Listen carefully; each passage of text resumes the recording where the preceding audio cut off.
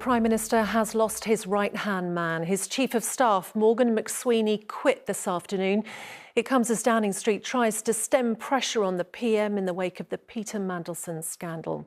He was sacked as US ambassador over his ties to Jeffrey Epstein. And today the blame for his appointment was shouldered by Mr McSweeney. The Conservatives, though, insist Sir Keir Starmer himself should own the decision.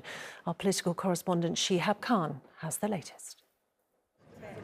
He has been at the heart of power in Number 10 as the Prime Minister's closest political ally. But as pressure has mounted on Sir Keir Starmer over the appointment of Peter Mandelson as US ambassador, it is Morgan McSweeney who has now quit. In a statement today, he said, "After careful reflection, I have decided to resign from the government. The decision to appoint Peter Mandelson was wrong.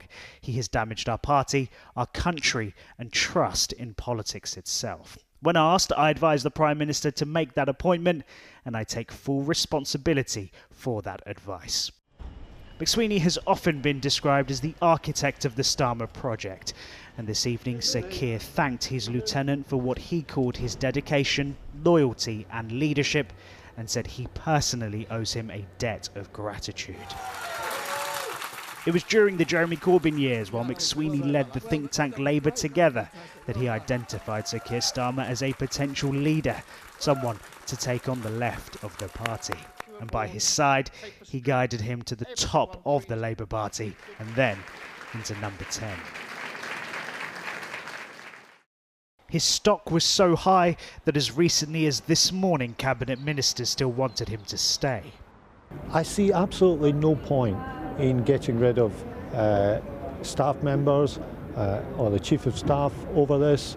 So I think Morgan McSweeney is also doing a good job and should continue in his role.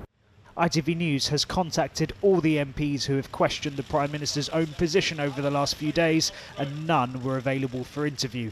But the Tories say it was about time for this resignation and that Keir Starmer himself has to take responsibility.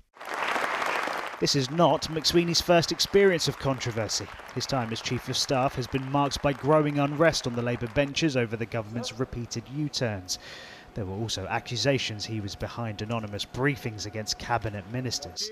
But the question now is, will this relieve pressure on the Prime Minister?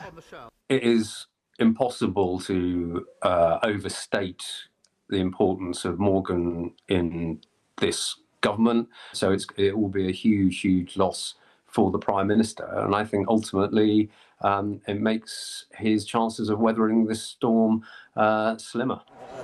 Morgan McSweeney might be gone, but now all attention will turn to the Prime Minister and how he governs without his right-hand man. Shihab Khan, ITV News, Westminster.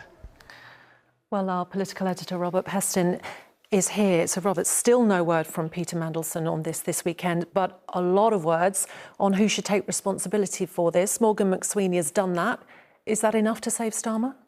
Well, I've been talking to lots of Labour MPs and ministers tonight. The ministers on the payroll, as you would imagine, trying to put a brave face on it, saying things to me like, you know, the country doesn't want a new Prime Minister. But when you talk to backbench MPs, they are at their wits' end. And I haven't today found a single one who believes that Keir Starmer will lead their party into the next election. And therefore, for them, it's a question of when Keir Starmer goes, not if.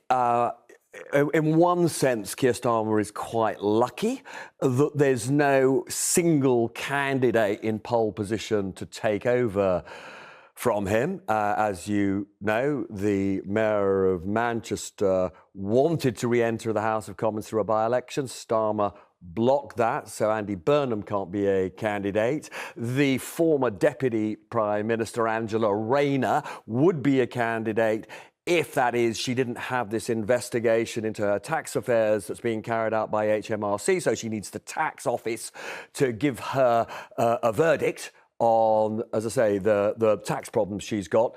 And then the problem for Wes Streeting, who many MPs think is the leading candidate, is he is very famously very close, or was very close, to Peter Mandelson. In fact, many people regarded Wes Streeting as Mandelson's long-term protege. So somehow Wes Streeting has to clear the air there about his relationship with Mandelson before he can become a candidate. The Prime Minister, I understand, is going to make a statement again about all of this tomorrow, but this is going to be the most challenging, the most threatening for him week of his prime ministerial career.